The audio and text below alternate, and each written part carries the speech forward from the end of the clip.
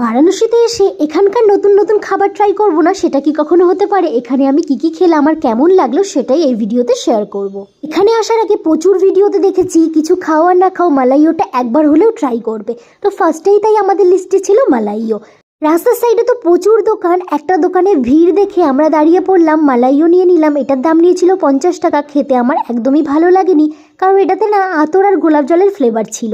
তারপর এখানকার ফেমাস লস্যি নিয়ে নিয়েছি, লস্যিটাও সেমই টেস্ট লেগেছে, ওই আতরের ফ্লেভারটা আছে যেটা কিনা আমার একদমই পছন্দ না। তারপর আমাদের লিস্টে ছিল চাট, তো কাশি চাট ভান্ডারের নাম তো আশা করি সবাই শুনেছে, এখানকার খুবই ফেমাস। গিয়ে দেখলাম প্রচন্ড ভিড়। আমরা ফার্স্টেই ওদের খুব ফেমাস টমেটো চাটটাই অর্ডার করেছি, আর করেছিলাম সমোসা চাট। আমি জানি না কেন আজকে যাই খাচ্ছি সেটাই একদমই ভালো লাগছে না। এখানকার চাটগুলো আমার একদমই পছন্দ হয়নি। এবার আমার ভালো লাগেনি বলে যে তোমাদের লাগবে না সেটা কিন্তু কখনোই না। তোমরা কখনো বেনারসে গেলে অবশ্যই ট্রাই করে দেখতেই পারো।